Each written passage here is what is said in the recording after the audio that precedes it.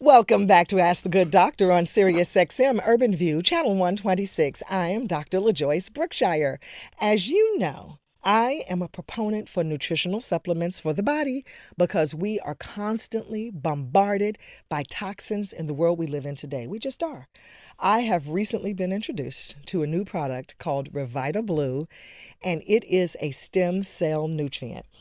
Since I have been taking it, well, first of all, you all know that I'm not going to tell you about anything that I haven't first taken myself. So me and my family, yes, we are guinea pigs. Okay. My poor child. But yes, we are guinea pigs. But since I have been taking it, I have noticed all kinds of positive effects. And most notably, the fact that I have been able to run down steps. Run down steps. Not walk down, run down. And for me, that is a really big deal since injury. So we are joined by Mr. Christian Drapeau. I don't know why I'm having a hard time saying that. Mr. Christian Drapeau. And he is a scientist and a pioneer in adult stem cell research. He's also a botanical researcher and the creator of the supplement RevitaBlu. Welcome, Mr. Drapeau. Hello, it's a great pleasure to be with you. Oh, it's a pleasure to have you. Tell me, what are the role of stem cells in the body? You know, historically, I think it's an interesting here to talk a little bit about what has been traditionally the role of stem cells. We've Okay. all learned when you went to med school, when we all go to med school or go to school in general, we are told that stem cells, their role is to be precursors to blood cells. But all of this changed about, 15, let's say 18 years ago, when scientists started to observe that stem cells not only become blood cells, but they also have the ability to become cells of virtually any tissue in the body. So they are the repair system of the body. Ah, we hear a lot of talk about stem cells and stem cell transplants and those kinds of things like that, but no one really defines it in that way. You call the stem cells our master system of renewal. Yeah? Say more about Yeah, that. that's correct. Say more about that. Well, you know, going back to what I was just saying before, when all the discoveries on embryonic stem cells started to show up in the scientific literature, it all started, just to put that into the right historical perspective, in 1998, when human embryonic stem cells for the first time were able to be multiplied and grown in the lab. Before that, it was done with mice, it was done with different animal stem cells. But then with human stem cells, this started around 1998. So it brought back the whole, how could I say, excitement and hope that we could use human stem cells to be able to change the course of various diseases. But at that time, the stem cells that we have in our body, normally called adult stem cells, Yeah. they're not adult. They're in a newborn. We've got adult stem cells. Wow. So they are the stem cells that exist in a living organism. Okay. So these were considered to be sort of lesser stem cells because they were only able to become cells of the blood, white blood cells, red blood cells, and platelets. And by the way, that's the definition of a stem cell. Yes. Would be to say it's a cell that can transform into another type of cell. All the other cells of the body don't do that. They are specialized. They do one thing, and that's what they do all their life. And then the only thing that will happen is one day they will die. So stem cells in the bone marrow were considered to be precursors to blood cells. And then observations started to be made where stem cells from the bone marrow, often seen after a bone marrow transplant, were seen to appear in the heart as heart cells, in the brain as brain cells, in the liver as liver cells. And then, so fast forward 15 years later, what is now very clear is that anytime you have an injury of any kind, then stem cells are called out of the bone marrow, and when they circulate in the bloodstream, they're called to migrate in that tissue to multiply and to become cells of that tissue. How about that? Exactly. So just like when you have a cold or you have a bacterial infection, your immune system will travel to the site of the infection and will kill the bacteria. Here it's a stem cell repair system where stem cells are called to the site of the injury or the problem, and stem cells will simply repair. So it comes to the rescue. Exactly. Okay, so what I'm hearing also is that stem cells are adaptogenic. They are. They're This adaptogens. is Okay. this is one of the big discovery, and it's the reason why it is so difficult, if you want, for that kind of information to really trickle down in mainstream science. Because from a scientific standpoint, it's almost like taking a cat and saying that you do something and it becomes a horse. Stem cells from the bone marrow do not become cells of various tissues. I remember I was lecturing about this maybe about 10 years ago, and there's a doctor, and it's not a criticism of doctor at all, but there was a scientist, let's say, in the room who was taught, like anybody else, that stem cells only make blood cells.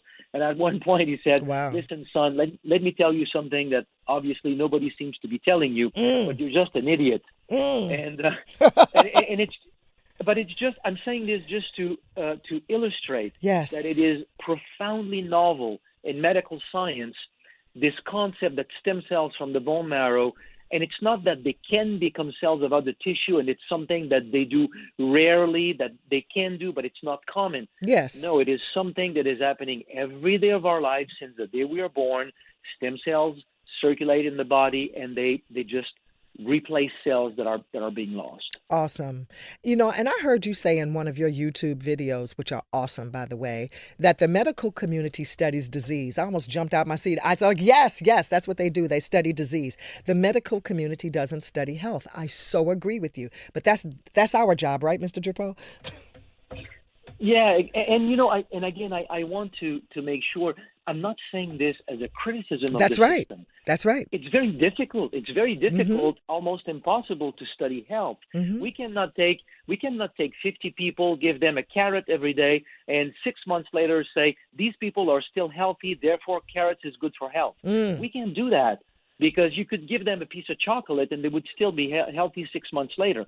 So in order to really study how the body works, you have to investigate with problems and how you resolve the problem. So the consequence is that we study diseases, but we never study how the body functions normally. Yes. And with stem cells, where this is more important, if I could say, is that stem cells have been studied in the context of diseases, but a lot of observations were made to lead to the conclusion that they're not only playing a role in diseases or when something is broken, they're playing a role every day of our life to simply replace the cells that are being lost as part of the natural process of life. Right. So they play a role in maintenance that is crucial. That's it right there, maintenance.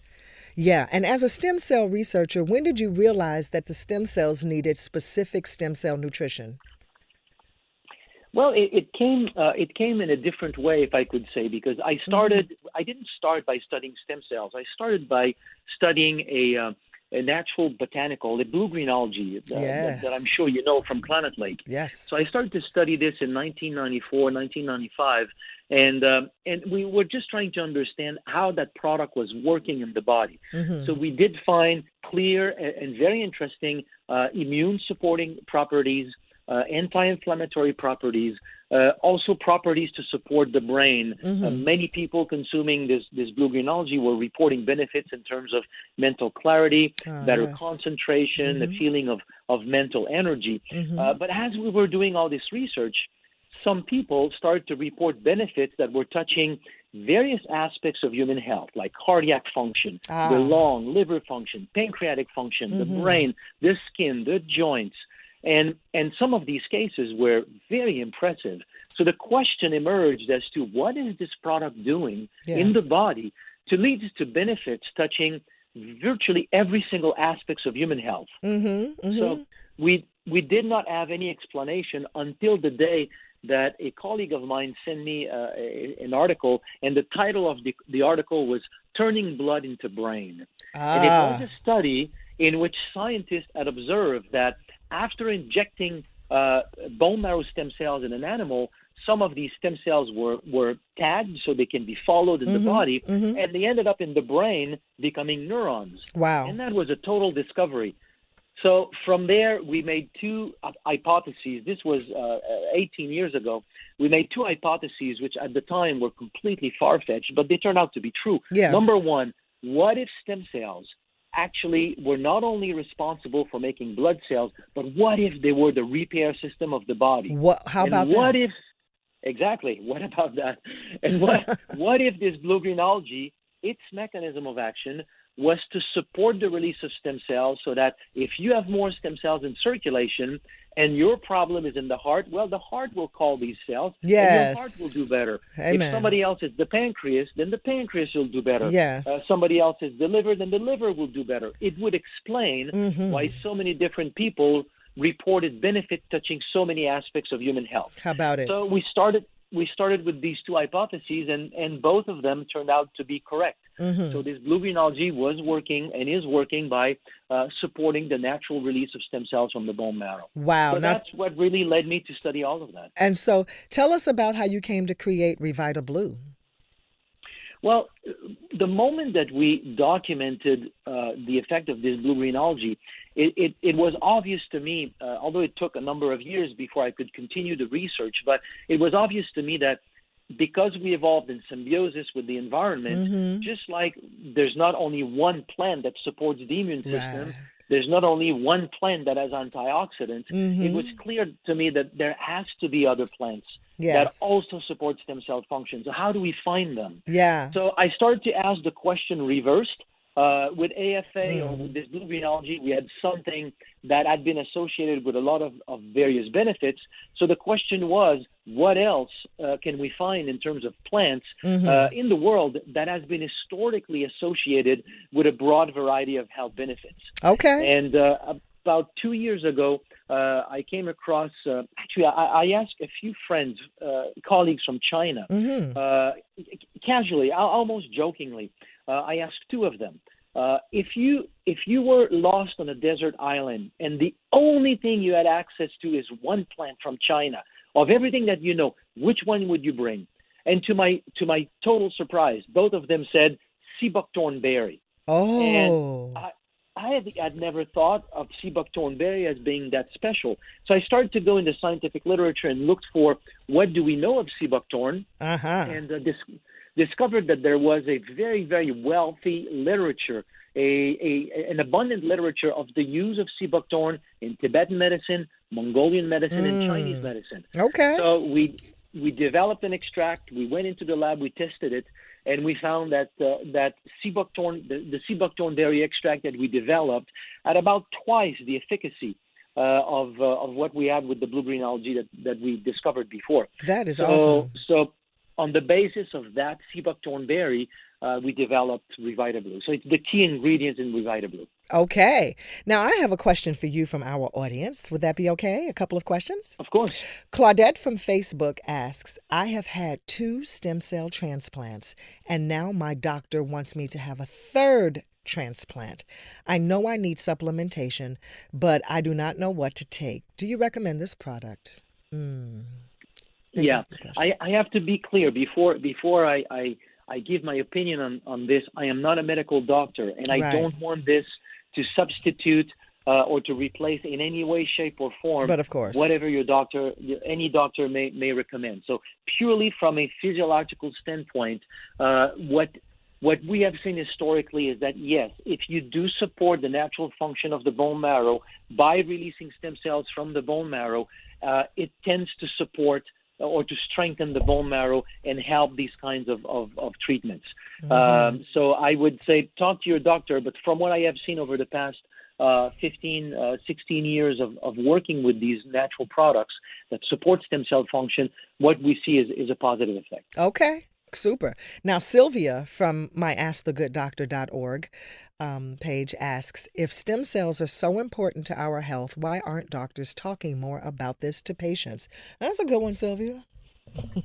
It's a very, very simple answer that if you're not involved or if someone is not involved in medical research, then sometimes it's something that we don't see very clearly. And it's the fact that it takes time for research to become accepted, then from being accepted to reach academia, from academia that transfers and reach mainstream where people in general hear about it. Yes. When you go to school, and if any of the listener can think about their own life, you go to school in a specific domain, a specific area of whatever science, whatever field, and then as you go on in your life, even if you practice in the very field that you studied, you still move forward largely on the basis of what you've learned in college. Absolutely.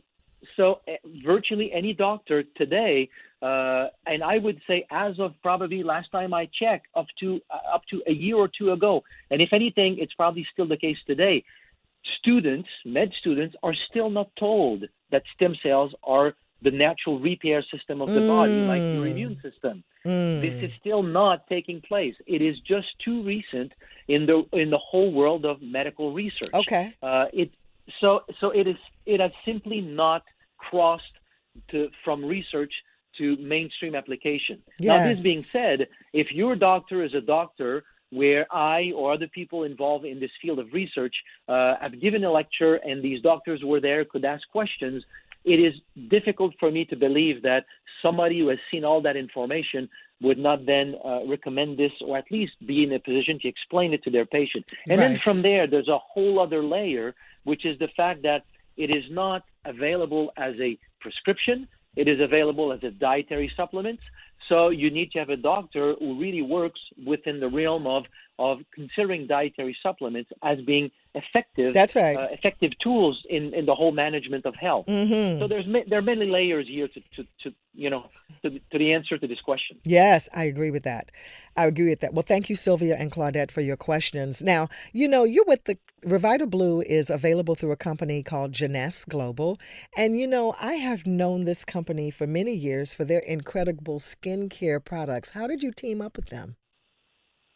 Well, I team up with them because Jeunesse is a company that, if you really look at all their products, and since working with them, I've started to really look at their product very closely. It's a company that does innovation, and they're searching for products that will be at the cutting edge of scientific research or health research. Yes. And in that way, the desire to have a product that would have an effect on stem cells came essentially from a lot of their consumers and then key people in the company looking at what was on the cutting edge of dietary supplement in terms of research. And so basically we then started to talk. I knew people that were part of Jeunesse, and through these contacts, then we started to discuss, and they were interested to have a product on stem cells. And on my end, it ties with the question that we just had before. Why is my doctor not talking about this? Yes. And it's because it's too new. So if it is too new, if you put an ad in a magazine, or even you put a bottle on the shelf that says this product is for your stem cell, nobody understands what That's it right. means. You need education about these things. And that's why you're here today. Exactly. Most consumers cannot really explain what is an antioxidant. But everybody will take their antioxidant. Yes. And that's because there are 2 decades of education making people understand that they need to have their antioxidant, although they do not understand from a chemical or biochemical standpoint what they really do in the body. All right. It's the same thing here. Until people have heard enough about what stem cells are, what they do in the body, and how important it is to support their role in the body, until people have heard this enough, then education is needed.